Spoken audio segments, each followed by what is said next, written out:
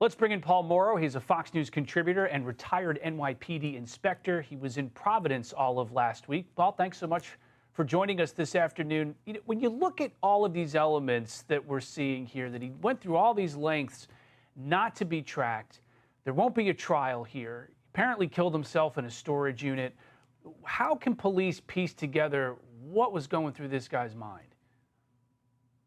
Well, this one is going to be, I think, more difficult in terms of trying to ascertain what was going on in his head than many of the others we've seen, because he seems to have taken great care not to leave a significant electronic footprint.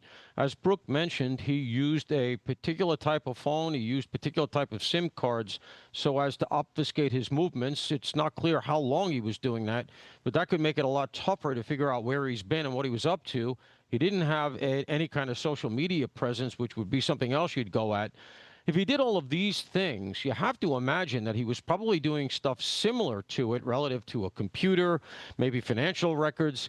There's all these reports that he had money, and obviously he had the money to come up and do this operation. He came up at least 3 or 4 times previously in the months prior to the event to try to scout out the area. So I would be wondering, where did the money come from? How is he supporting himself? What kind of lifestyle did he have? And you may be down to very old-fashioned stuff, as in doing interviews with people who might have known him and just trying to figure out where he worked and who he knew. Do you think police are also looking at this guy and maybe trying to find out if he was involved in some other unsolved crime on a university campus, some other place? I'm sure they're doing everything they can. There is reporting that he had been noticed going in and out of the building prior to this infamous situation with the homeless person who was living in the basement. And so they're going to be looking at that. Who else knew about him, or who else had seen him? Why were there no protocols followed? You know, Brown police here, the Brown University police leadership, really has to own a lot of this. They really seem to have had no provisions in place for hardening that target. That was an outer perimeter building for the university. The fact that even the person who was a quote-unquote hero here, who was living in the basement, shows you how lax things were. But in light of what he just did, and the mystery, usually by now we have some kind of an image of how he lived, what he was up to, what his gripe was. There doesn't seem to be a manifesto. He seems to have purposely tried to keep himself vague here.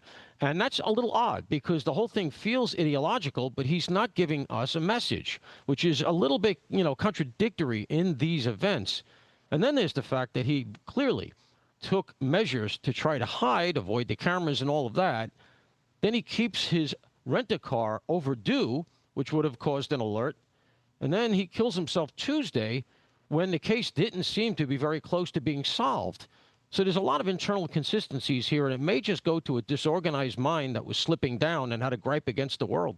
Yeah, really weird pattern here. You talk about the guy in the basement. This is about an interview. The Wall Street Journal has a quote from the tipster, quote, "John asked the suspect, 'Your car is back there. Why are you circling the block?' The suspect responded, 'I don't know you from nobody.' Then the suspect repeatedly asked, 'Why are you harassing me?' The police affidavit said." I mean, that's some pretty dogged reporting by the guy who was living in the building. If not for him, do you think that this would still be unsolved? No, I think they would have gotten him, but they were fortunate that you had this homeless person. Homeless people, when it comes to wherever they're living, can be very proprietary, even if it's a cardboard box on the sidewalk. So the fact that this guy came into this building and was wandering around, apparently for 2 weeks, came to the attention of this homeless guy. I'm not surprised, actually, that he kind of followed him and said, "Who is this guy? Why is he coming into my domain? I'm the one who lives in the basement here. Who's this new face?" He was used to seeing students, people of a certain age, and here is this anomaly. And I assume he tried to talk to him at some point, and obviously the perpetrator wanted no part of him. But you do have to say he was remarkably observant. He followed him all the way to the car. And when he finally did get to the police, it's unfortunate he delayed as long as he did. But when he finally got to the police, he knew the fact that the car had Florida plates, might be a rent-a-car, and he knew the make and model. And that advanced things significantly. There's no denying that. Yeah, really observant. And he took all that information, gave it right to the police. And, Paul, you mentioned Brown University officials in all of this. Do you think that they've heard this criticism? And do you think that they're going to internalize it and act on it? At the end of the day, I feel like the heads of security at the Brown University Police were just acting in accordance with what Brown University executives and the president on down wanted. They didn't want really, these are from my, and I'm going to use my own jargon here, these are defunders.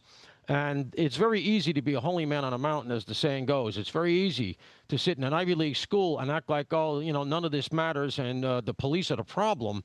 But when you consider that we have high schools and grammar schools conducting active shooter drills across this nation in light of some of the stuff we've seen, the idea that the Brown University Police, it's a police department, they're not security guards. They are gun carriers who are licensed to make arrests, and just like any police department. And the fact that they had no security measures in place at this building, seemed to have had no protocols to respond to an active shooter in conjunction with Providence Police. I mean, the cascading litany of failures here really does argue that there need to be some major changes here. And if you're working in security at another higher education institution across this country, don't wait for it to happen to you. Learn from this, because it really was, in my estimation, a pattern of failure. Paul Mauro, always a pleasure talking to you. Thanks so much. Thank you. Hey, Sean Hannity here. Hey, click here to subscribe to Fox News YouTube page and catch our hottest interviews and most compelling analysis. You will not get it anywhere else.